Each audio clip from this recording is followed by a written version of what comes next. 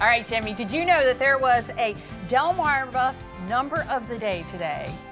So like March 7th, lucky 7th? No, that's not it. That's not it at all. That's all I got. That's all you got. That's all I got. Well, the number is 62. Okay. You didn't know that? Well, it's been 62 years since the Ash Wednesday storm, an infamous nor'easter that battered the peninsula. Yeah.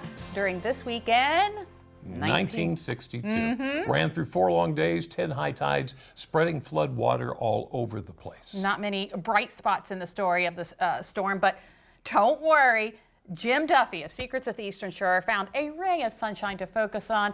A special first responder, the helicopter hero of 62. And welcome, first of all. Thank you. I feel like this is one of those stories that our viewers will actually remember. Some of our viewers will remember. I think so. Yeah. A lot of people. If you went through the storm of 62, you're not likely to forget it. The weather forecast on the Tuesday of that week, it's impossible not to laugh at it because nobody knew it was coming. The weather forecast was for 2 inches of snow, one last little bit of winter, and then clearing skies, and it was just going to be a little chilly for the rest of the week. Oh, no problem. Really? Yeah.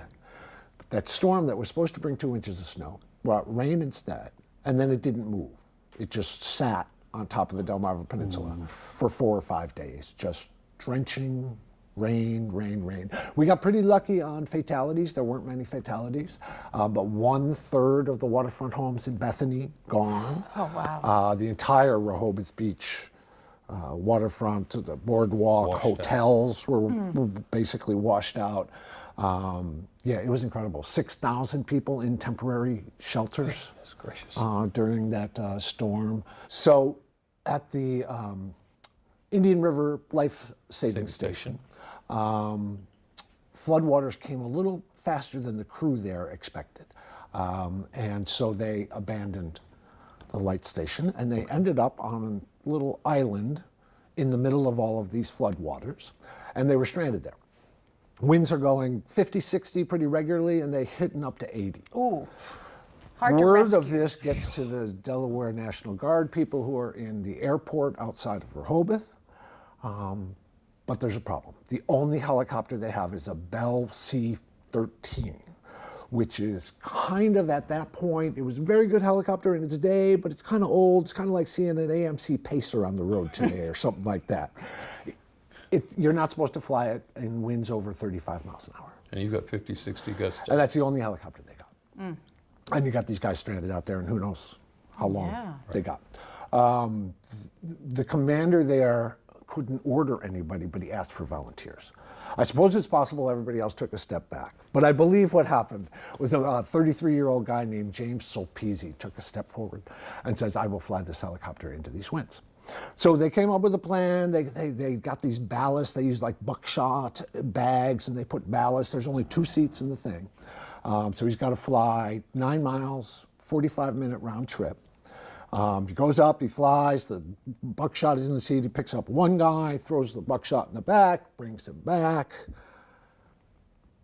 On his second trip to rescue, he sees guys in a worse situation, some National Guard guys who are holding onto trucks that are rocking in the floodwaters. So he leaves those other guys go for a bit, and he starts to fly to go get those people.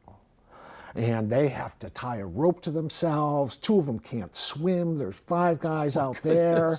And they have to walk through neck-high floodwaters to get to the helicopter. He loads them in. He brings them back. He makes 9 trips. And finally, another helicopter comes from Fort Meade, which is a bigger and more stable helicopter. And I think it was 10 hours that he was basically in the air rescuing people. That's amazing. It's incredible, isn't it? Did he get any kind of recognition for this? They gave him a parade. He earned a parade. They gave him a parade. And he was also the first guy in Delaware to win the highest civilian honor for aeronautic heroism. I forget what the name of it is. Wow. And every time, whenever I do a story like this, it's kind of like, yes, it's in days gone by, but it's always important to remember that there are all kinds of neighbors of ours here today, firefighters and paramedics and police officers, men and women. Unfortunately, God bless them one and all. God bless them on and all. Unfortunately, we can predict the weather better. Yes. Thank God. There's that. Thank God. Jim Duffy, thank you, as always.